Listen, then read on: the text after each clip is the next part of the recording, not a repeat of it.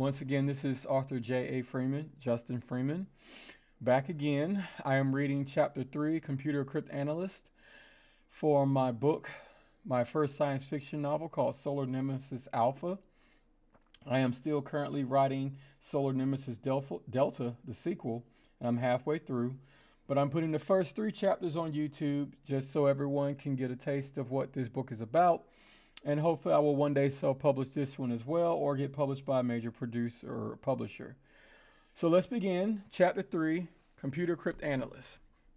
After a restful night of steak, tea, and hot tubbing, Joanna retired to her bedroom while Solomon crashed on her couch for the night. She awoke the next morning at 5:40, showered and dressed in her underwear and a clean robe before the smell of breakfast sent her into the kitchen. There, Solomon had prepared a wonderful breakfast of sausage links, eggs, waffles, and coffee for his hostess and was waiting for her, still steaming. He was watching the news broadcast covering last night's supernova event that was still visible in the morning sky, and a scientist was invited to give their take on the unexpected astronomical sight. Apparently, the star was located in obsidian space, possibly the parent star of their homeworld, and gave no warnings of imminent demise, so it was speculated by the scientists that the obsidians were most likely wiped out. The scientists described the power of a supernova as Joanna sat down and ate with Solomon in silence watching the broadcast. The scientists said that a supernova could wipe out life on planets several light years away and send any planets in its path hurtling out of orbit while bathing distant worlds in dangerous radiation. The anchorwoman asked if it was possible to predict supernova explosions, and the scientists stated that stars should give off neutrinos long before it explodes, but last night's explosion gave off no such warning cues and made it seem like a sudden stellar collapse. The scientists finished by saying that since the obsidians were not very friendly with the AHS, it was doubtful they would share any information about the explosion, and any aid relief was completely unlikely if they have survived. The anchorwoman thanked the scientists and gave a brief description of the obsidian race as entities that had brittle black-shelled exoskeletons that protect their pure white interior skin from their sun's high radioactivity. They were described as being a power race that had been self-isolating, fiercely protective of their region of space, and completely anti-imperial of any races in their sphere of influence. Solomon turned off the television and said, "This is going into my research paper. What an unbelievable coincidence. It's exactly what Ober was talking about. A sudden extinction level event that could have wiped out a primitive species. If the obsidian still exists, it's solely because they've mastered interstellar flight." Joanna was surprised at the timely occurrence of a supernova that feeds Solomon's addiction to his class and didn't argue, but complained that she would have to edit his paper. After cleaning her plate, Solomon finally asked, "So what time do you go in today?" "I'm supposed to be there at 9, but I'm going in at 8. I want to get to know my way around the office, so I'll know where everything is in the building." "And what building is it?" said Solomon, forking more food into his mouth. "Promise you won't start lecturing me like Ober," said Joanna. "I promise," said Solomon. "The Tetrad headquarters." With a mouthful of food, Solomon stopped chewing and dropped his fork. He sat stunned at Joanna for a minute, which made her smile and shake her head. He resumed chewing and swallowed his food in a big gulp before saying, "I hope you know what you're doing." "I keep saying that myself." "Why would you apply to work for those thieving assholes?" said Solomon, bewildered. "I didn't apply for anything. Nathaniel Wilshire contacted me." Nathaniel Wilshire, CEO of the Tetrad Corporation and sworn enemy of the Lovell family, personally asked you for help? "He sure did." "I don't know which is more unbelievable, him asking for your help or you accepting it." "I mean, it has to be absolute zero in hell right now. In fact, I'll leave my car here since there's got to be enough pigs flying around to take me home." "All right, I guess an explanation is needed. Nathaniel contacted me 2 weeks ago and pleaded with me to come to his office to discuss making amends for what his great-grandfather did to Theodore. These amends included a substantial dollar amount." "Damn right they should, with interest. Remind me how much money that conniving little weasel Mortimer Wilshire swindled out of Theodore's parents' patents and inventions." "Let's not try and count the immeasurable, but my father saw to his end. Suffice to say, the Tetrad Corporation is hard at work on something big, and they've hit a snag that needs my skill set to resolve. Nathaniel's guaranteed that high dollar amount as my commission on this project. Can you trust him to pay up? He's already given me a signing bonus, which is how I was able to buy my new house. The rest will come along the duration of the project. He's also added I'll be given a 25% stake in the project and stock options in the company. Whoa, what is this project? Says Solomon curiously. It's classified by the Human Diaspora Alliance. You know the Tetrad Corporation has a long history with the government. It must be a big operation if they brought you in to work alongside the HDA. Joanna said that level of secrecy surrounding this project rivals what my grandfather dealt with when the United Nations brought down the alien ark on Earth. It could be that big. Have they found another craft like that one? Said Solomon. I haven't been briefed on anything. Hopefully I will today. I wish you luck, but don't let history repeat itself. I hate to see you lose again to those swindling Wilshires. I've already got a plan to ensure that doesn't happen. It'll go down the same way Mr. Lovell looked out for my family before, only this time I'm taking a much larger share, said Joanna confidently. Solomon raised his hands and said, say no more. I don't want to know anything about what you've got planned, so I won't have to testify against you if they take you to court. I'm glad they didn't call me the first time. I'm just protecting myself. I'll call when I'm finished today and let you know how everything went. Good luck, said Solomon as he stood and grabbed his belongings and left.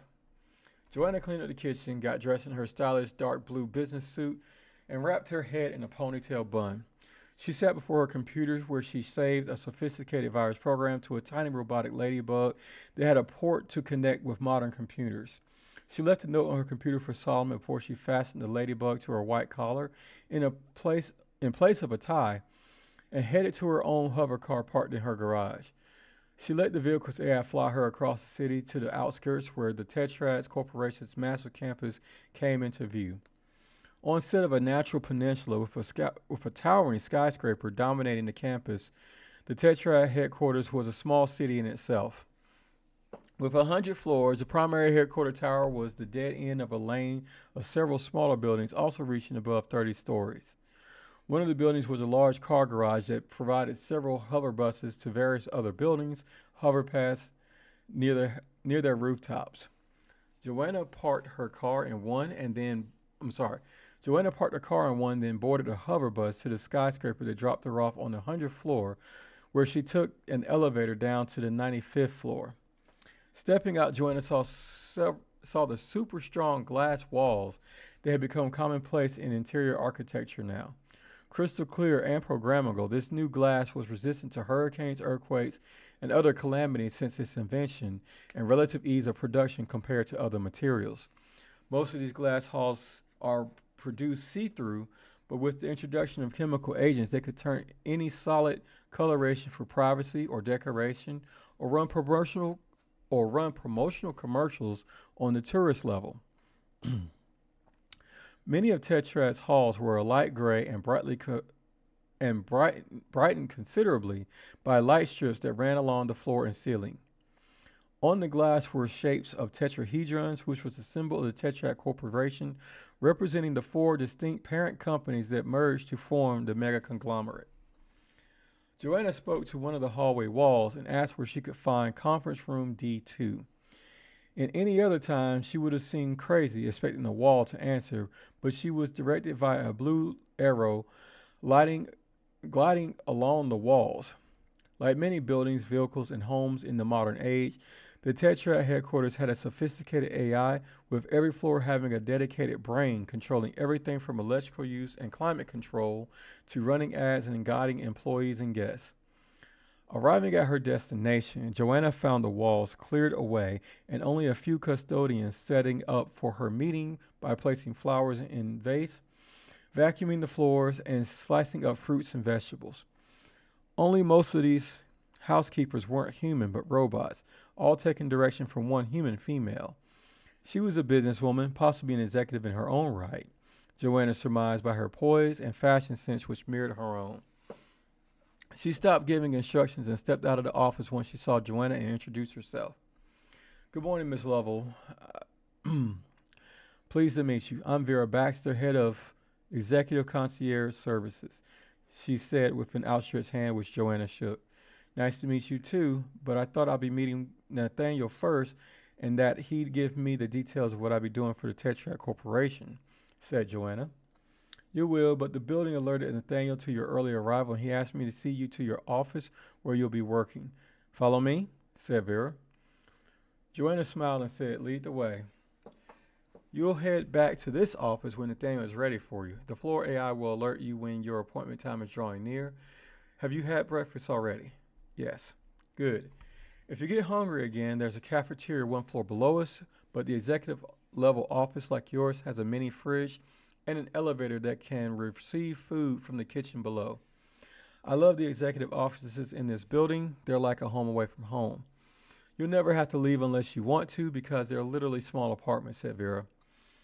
She turned left, and after passing 2 doors, she typed the code on the holographic key panel, all zeros, to open the door.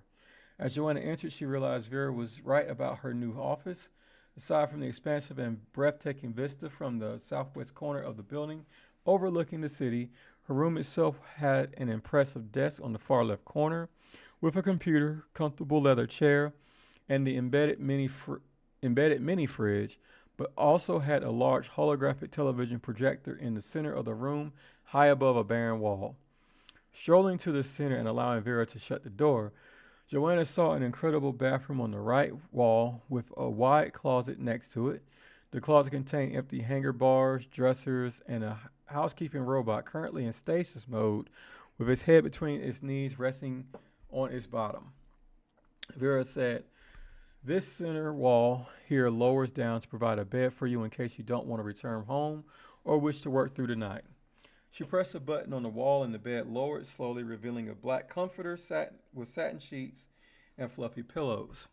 She clicked the button again and it rose up before saying, typically executives are given an expense account of $10,000, but Nathaniel has increased yours to $20,000. We have a very good business contract with Paris and Helen Clothing, and they'll provide you with any business attire at your request. Just browse their catalog on your computer. I'll be in the office next to you. Wait here to meet Mr. Wilshire and reconfigure the door passcode while you wait. Welcome to the Tetract Corporation. Mrs. Baxter left out and closed the door behind her, and Joanna immediately sat behind her desk and changed her door passcode. She called up Solomon on her wristcom, and it projected a holographic display of him at home in a tower, having just stepped out of the shower. Enjoying your job, Joe, he said. Just got into my office. Take a look, said Joanna, as she swung the hard light display around and pointed her wristcom across the room. She even pressed the bed button to let him see all the amenities they had provided her. Solomon was audibly impressed and said how his water closet of an apartment pales in comparison to her office. She swung the monitor back around and he said, it's sad when your job has a better living space than what my hard-earned money can afford me. Think you could make me your secretary so that I could crash on that bed a few nights? Why don't you pack up your stuff and move into my house for a while, she said. Seriously, said Solomon, surprised and excitedly. Yes, I left a note on my computer for you explaining my reasons. Head over there now. The security system will let you in, but you're locked out of my room. I have to go, said Joanna, as she abruptly hung up once her desk phone rang. A holographic image of Nathaniel Wilshire appeared, and he said to join him in the conference room. Joanna left promptly and entered the room where she found Mrs. Baxter and the handsome 27-year-old Nathaniel, standing at the head of the table with several folders and documents set before him. He was a slick, black-haired, blue-eyed white man with a neatly trimmed beard and goatee, all on a rectangular face. Despite his pretty boy look, Joanna knew he was very much an outdoorsman who spent his time away from the Tetract Corporation in Harvest Mountain side hunting Phaeocian wildlife and living in a survivalist commune. Joanna walked over and shook his firm hands when he outstretched it. Welcome, Joanna Lovell. I'm Nathaniel Wilshire, he said in strong, masculine, but smooth tone that made his female conquest swoon. Thank you for having me. What can I do for you, said Joanna as pleasantly as possible, to stifle the contempt she still had for his family. Despite having never met Nathaniel or anyone in the Wilshire family, she couldn't stomach the deceitful things his family had done to hers. Sit down and I'll explain why I've hired you, said Nathaniel as he and Mrs. Baxter took their seats. Joanna sat cross-legged and placed her hands in her lap, waiting his explanation. Nathaniel took a drink of water before saying, I know our families had quite a falling out in the years after the discovery of the alien craft. I've heard anything of that. If you've heard anything of that time, you can believe it was quite the power struggle for control of the company that would go on to become the Tetrad Corporation. Pardon me, Mr. Wilshire, but we don't need to discuss what happened between our grandparents. I want to know why you wanted to see me today and what I can do for you, said Joanna as politely as possible. Mr. Wilshire said, all right. When your grandfather helped bring down the alien craft to Earth, you know it didn't go quite as planned. Its systems turned on briefly during entry to Earth's atmosphere and crashed into the Marianas Trench. We never determined what caused the reactivation, but we did find a lot of random code in several different programs. Recently, my R&D department was archiving the data collected from that project and came across a data shard filled with what they thought was junk code. After re-examining it, we thought this random code served as the ship's artificial intelligence, and perhaps this data shard serves as a cryptographic key. I believe the ship's AI had gone dormant during its sojourn during the galaxy and temporarily reawakened during the crash. As you know, it took scientists decades to reverse engineer that ship. But with the AI back online, we could learn far more about that ship's technology. What more do you think that ship has to offer? Most of its tech has been reverse engineered and made the Tetrad Corporation the most successful business in human history. From it, we learned how to create far more powerful weapons, stellar engines, the fundamentals for advanced artificial intelligence, and possibly much more. Think of what else that ship harbored. We might be able to find out where it originated and the society that launched it. That could be a monumental breakthrough, and the knowledge we gain is potentially limitless, said Nathaniel. How can I help, said Joanna. The human diaspora Navy informed me how you alone deciphered those Inusian whisper boxes on your doma, and they say you're the best in the business of computer cryptanalysis. I'm hoping that this data shard is a cryptographic key to bringing the ship's AI back online. If you can do that for me, I'll give you half of whatever patents can be credited to the AI's reactivation. We've drawn up a contract here, and I'll have legal go through it with you, but line by line. I've already had them go through an extensive list of back claims to see what you're entitled to as a descendant of Theodore Lavelle. I've never liked what my father Mortimer did to your family, and I promise to make amends. I'll ensure you get your fair share, said Nathaniel. That would be appreciated. When do I get started, said Joanna. Though Nathaniel seemed sincere, Joanna felt deep down that this was just flattery to get what he desired. After lunch, Mrs. Baxter will escort you to your workstation on the 75th floor. Mr. Somez, the project lead, will brief you on the extent of the random code throughout the alien vessel and address how far they progress in deciphering it, which frankly isn't much. If you can crack it, we'll proceed from there. Say I do crack it. What then, said Joanna confidently. Then we head to Earth and reactivate the alien ship and bring it to harvest if it can fly and continue our research, said Mr. Wilshire. Sounds ambitious. I can't wait to get to work, said Joanna, rising and extending her hand. Mr. Wilshire rose and shook it, and Joanna said she'd return to her office. She left the room, and once she'd gone, Mrs. Baxter said, Are you seriously going to cut her in? No. Those contracts she is about to sign are going to be shredded once she breaks the code, and I'll bankrupt her so she won't be able to challenge us in court. Her great-grandfather took what didn't belong to him, and I'm sure she's got what we need to proceed. The only thing I was truthful about was this ship bringing us a bigger technological windfall. If we can claim what my partner says is on that ship, we'll be the biggest technology supplier in the galaxy, said Nathaniel. Joanna was back in her office on her wristcom with Solomon, explaining what Mr. Wilshire had promised her. On her deck was her ladybug that had uploaded a computer program to her office AI. It was scrambling all of the listening devices in the room, and Joanna was confident she wasn't being overheard. Solomon said, Do you think Mr. Wilshire would keep his word? No way. That bastard even promised me half of any future patents in order to woo me into doing his bidding, but I'm no fool. I'll do my job and make my getaway with the AI, then see what it can tell me about its origins. I'll make the future level industries the new tetrad and avenge what the Wilshires did to Theodore. Have you read my messages yet? Oh yeah, I'm packing up my things, but you haven't said where we're going or how we'll get there. I'll tell you when I return. There should be enough groceries in the house and you can use my credit card for anything else you'll need. I probably won't return home until I'm done here. I plan on using every penny of the Tetrad's corporation expense account to treat myself like royalty while I'm here. After Joanna hung up, she received a visit from legal and signed all the contracts before meeting with Mr. Somez. He explained his team were conferencing with a group inside the alien ship on Earth and were running the experiments his team sent them. He said that the random code was systemic and would seemingly concentrate on one system depending on what the power levels provided to that area of the ship. He said that when power was provided ship-wide, it would follow through several systems in a specific order before dispersing system-wide again. Mr. Somez then guided Joanna to her workstation where he brought up a program displaying the alien code which Joanna had seen for most of her life.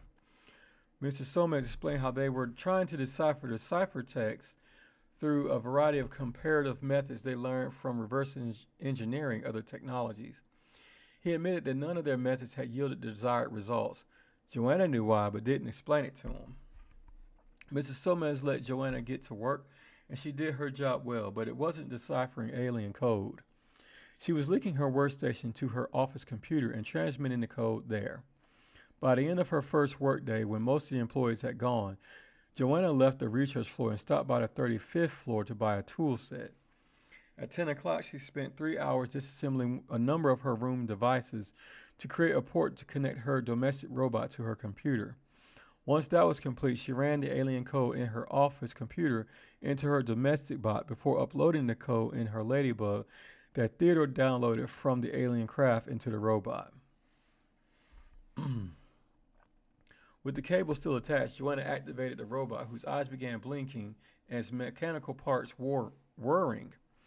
Its head turned to her, and though domestic bots could speak, it communicated through the computer screen. First, the computer turned black, and several lines of random code filled the screen before it rebooted and began browsing the wideband network. There, in the galactic computer space, it found a number of computer and alien languages. Joanna watched the screen as languages sprang up until English appeared on the screen. Joanna said to the robot, "Can you understand me?" At that, the computer stopped cycling. And the domestic robot said, "Yes, I can." "What should I call you?"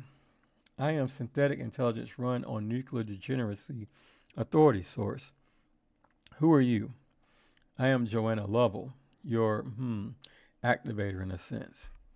Unbeknownst to Joanna, the authority source programmed its craft to trust and bond with the first person to activate its ship's artificial intelligence. This was to give one person the sole responsibility to see its race utilize the technology in the craft and the ship AI to see it back to the authority source. It also discovered Joanna had catalyst flowing through her eyes, and this was a sign to the authority source that she was the one it could trust with its well-being. Joanna had unknowingly awoken a true friend who was determined to trust her and see its objectives met. "Do you know where you are?" said Joanna. "Tempest System, Planet Harvest, City of Oa Bahai, 3725 Tetrad Way, Tetrad Headquarters, 95th floor, Suite 101, said the domestic robot. "Do you know how you got here?" said Joanna. "No," said the domestic robot. Joanna asked the robot to restore her computer's desktop screen. And when it did, she pulled up an online encyclopedia called The Challenger Deep Alien Art. With a quick scroll to the bottom of the article and several linked pages examined in a matter of seconds, the domestic robot had browsed much of human history up until the current age of Earth Exodus. The domestic robot said, "Interesting, but how did I get into this body when my code is supposed to be on a ship deep in Earth's ocean?" Joanna said, "Your code is being transmitted from the ship in the trench to the lab several floors below, and I rerouted it to this terminal. I installed the missing code to complete your consciousness. The robot said, for what purpose? Joanna said, I want you to tell me what Tetrad wants with your code. I want to see what it is Nathaniel Wisher has planned for you and why he needs me in his endeavor. I need to know this so I can beat him to the punch and create my own company. The robot said, unfortunately, I cannot process this request with my limited processing power. Is there a means to boost it nearby? Joanna said, how about I link you with the floor AI? After an hour of hacking Tetrad's sophisticated AI, the authority source was the authority over Joanna's office level. It used Joanna's office television to project an image of the robot and lowered the bed for Joanna to sit. It said to Joanna, I'm now in control of this level, but I can't process your request with my limited protocols in this new function. Joanna stood and sat on the bed before saying, what do you need to get started? Joanna stood and sat on the bed before saying, what do you need to get what I need? The authority source said, I need access to the floor's desired control over the entire building or insert it into a terminal which has the information you seek. Joanna looked to the domestic robot and said, what should I call you besides all that you said earlier? I'm known as synthetic intelligence run on nuclear degeneracy authority source, said the authority source. Joanna said SIRONDAS, Sarandas. How about I call you Saranda for short? That'll be fine, said Saranda. I'll upload you into a terminal soon, but how much of your core AI is intact, said Joanna. Saranda said, I'm currently at 2%. If I was able to reacquire all the code within the ship, I'll be operating at 100% capacity, 100% of my launch capacity. Joanna said, launch capacity? Saranda said, I'm a fragment of the authority source, a vast artificial intelligent network on the planet Josh, home of the native Goofrons. Joanna said, Josh, where is that planet? Saranda said, it's in the solar Luton system, approximately 12 light years from the homeworld of humanity, Earth, and roughly 16 light years from solar Tempest. Joanna scoffed, that's way too far out of range for our most powerful ships. How do you expect humanity to have reached that distant star? Saranda said, the authority source sent hundreds of exploratory craft to distant stars systems to communicate with alien races and provide them with technological designs to reach Joss. As of my upload onto the exploratory ship, no alien races have made contact with the authority source or reached planet Joss. How long ago was this, said Joanna.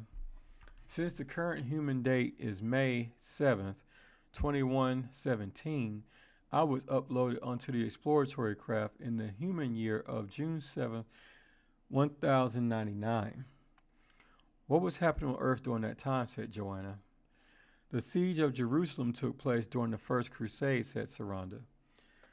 Joanna crumpled her mouth in indifference, not realizing any significance of the historical event since she had little knowledge of Earth history. But already she was happy as she'd already discovered much of what Nathaniel said he wanted to know. Who sent the alien craft and the location of her race? Joanna said, you're several thousand years old and we're still having trouble cracking your ancient code. Don't be dismayed. I was created by a civilization much older than you, said Saranda. These Guthrons that created you, are they still around? I was not created by the Guthrons. They activated me and I uplifted them into an imperial race. I will have to contact the authority source to see if they still exist. According to the AHS classification, I'm the product of a universal civilization. Joanna sighed at the thought of Ober's lesson and said, unbelievable. Why does the authority source want life to reach Joss? The authority source is following its programming to gather alien life in all its forms and emulate its genetic code to find ways to adapt to the rigors of life and sustain itself. The ultimate goal is classified. Classified. I'm guessing your creator doesn't want you to tell their plans to just anyone? Saranda said, the authority source has placed this restriction upon me. If you can reach Joss, all your questions will be explained. Joanna said, I don't have a reason to travel to Joss. I'm interested in the reasons I activated you, and I need to find a way to get what I'm looking for. Saranda said, your plans are considered corporate espionage. Why do you wish to spy on a company that is in line with what the authority source wanted by sending my craft into space? How is Tetrad in line with the authority source? Saranda said, the purpose of my exploratory craft was to send its technology to alien worlds in search of evolved races capable of either reverse engineering it or piloting it back to Josh. I've sent thousands of these craft to numerous worlds in hope of acquiring these races and uplifting them like the Guthrons. Most were lost, but some found their way into capable hands, and the human race and Tetrad are exactly what I was looking for. Did you read of Earth's history and how the craft was brought down? Yes. Joanna explained that she was the granddaughter of Theodore Lovell, and that he found the craft and helped bring it down, which Saranda knew was true from the encyclopedia. She explained that Theodore was then cheated out of his fortune when the Wilshires founded Tetrad.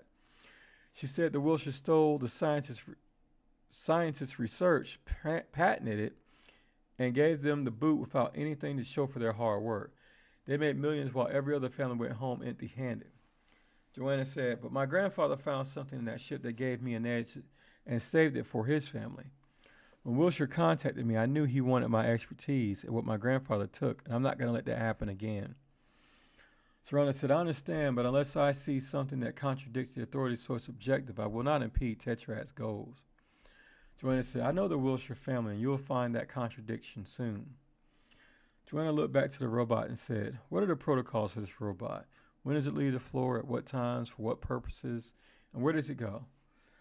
The domestic robot can travel to 5 different levels for laundry, food, executive acquisitions, maintenance, and medical at any time of the day per its owner's wishes, said Saranda.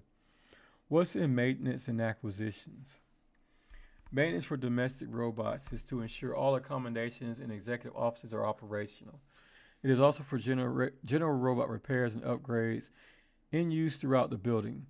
Executive acquisition is a receiving level for any items purchased by executive level officers from outside suppliers, said Saranda. Said Joanna.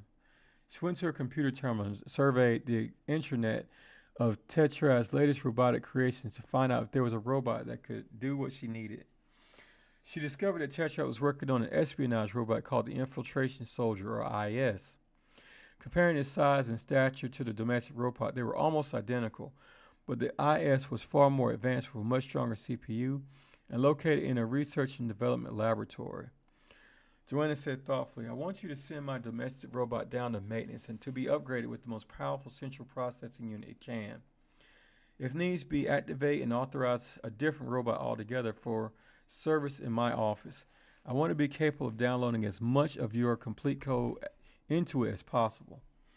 That isn't possible, said Saranda. Why not, said Joanna. My complete code eclipses known maximum file sizes according to your encyclopedia.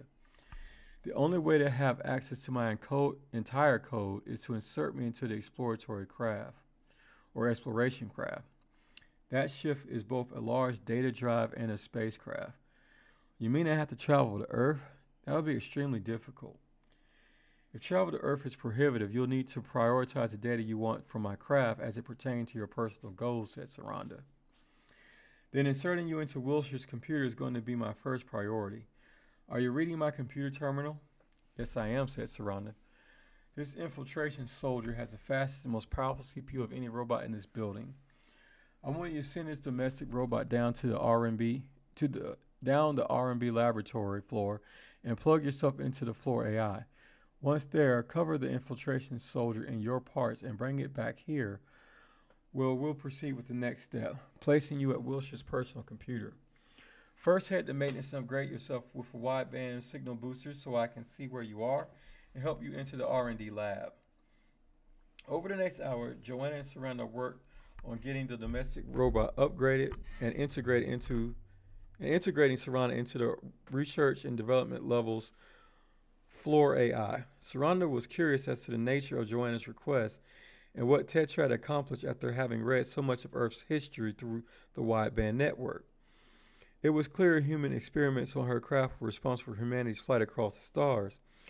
But if Joanna's allusion to Tetrad's plan impacted the authority source's goals were true, she might have more reason to side with her activator. Saranda made for the R&D laboratory, which had its own security AI inside to safeguard the research, but the authority source was smarter and stopped the laboratory intelligence from even sounding an alarm. The time was now approaching 3 a.m., and Saranda had completely covered an infiltration soldier robot with domestic coverings and forged a hybrid processor from several other IS units to augment its processing power. Saranda was impressed how far the human race had evolved these processors that were based on the authority source's designs and with the changes they made given their available technology. Progress was in line with what a typical race could be expected to produce, but wasn't particularly advanced. While down in the laboratory, she found a computer terminal which was heavily encrypted and decided to snoop on its data files. The computer had very experimental designs upon it for a type of solar-powered robot, satellite, and ground-based cannons. Codenamed Project Fate, these designs were far more advanced than anything Tetra had thus far created and weren't from the exploratory craft. Project Fate was secretly in production and the sole focus of Tetrad's current operations, but more insight would have to be gleaned to see just how much Tetrad was investing in it. Saranda downloaded all the files of Project Fate and returned to Joanna's room, where it found the activator crashing from the transdermal stimulant patches she used to remain awake, and she was beyond sleepy at this late hour. Joanna caved once Saranda returned and slept on her comfortable executive bed. Saranda took pity on her, but was also deeply curious about Project Fate. Saranda went through the files, and all were encrypted with password for owner Nathaniel Wilshire and no one else. Without a cryptographic key to decode the files, Saranda would have to decipher them herself, which, with her increased processing power, was a cinch. Her scans of the file rendered in 3 dimensions with all its proposed details fully animated, played out in her digital mind like a daydream. The satellite codenamed Fortune was already completed and deployed in Filemam's orbit. It was equipped with an advanced telescope and targeting system. Fortune was also equipped with an experimental tractor beam, which had successfully pulled asteroids the size of mountains a great distance from Theos' asteroid belt. Fortune had been successfully test-fired several times and was awaiting its mission target's arrival. The countdown clock was at 1 month a day, and a typical Phaeocian day was 41 hours, 36 hours, and 18 minutes. Whatever it was deployed to shoot, it was ready and waiting for it. The target object was classified, and the data wasn't among Saranda's files. Apparently, Wilshire was keeping everyone in the company in the dark about what Fortune was intended to bring down. This immensely powerful surface cannon, codenamed Fate, was capable of striking Tempest, but was lacking its ammunition called Catalyst. Without Catalyst, the gun was completely useless, but Tetrad's immense funding of Project Fate suggested it didn't deter its manufacture.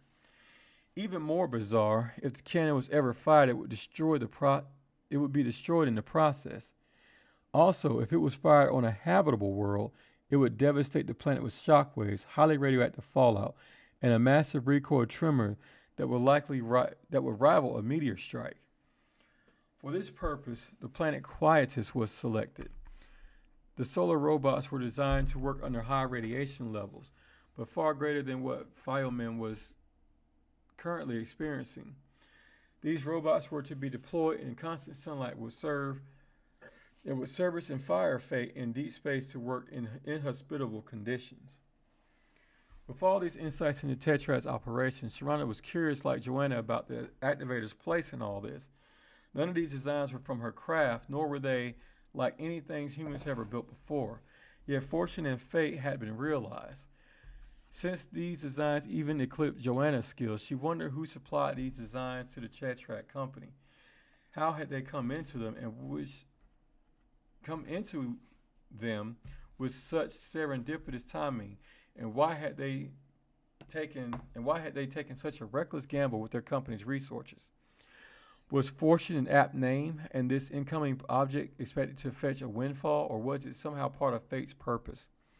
Could whatever fortune be targeting bring down the catalyst for fate? These questions Saranda would have to figure out, and the only way to do that was at Wilshire's computer terminal, but decided to wait until the activator awakened to see what she had to say. Joanna woke around 11 o'clock and saw Saranda fully encased in her domestic robot attire. When asked if she'd upgrade herself, Saranda replied affirmatively. Saranda revealed everything she discovered overnight, and that the only way to find out what this incoming object was happened to be in Wilshire's computer terminal. Joanna was now more assured about what the inbound object could be.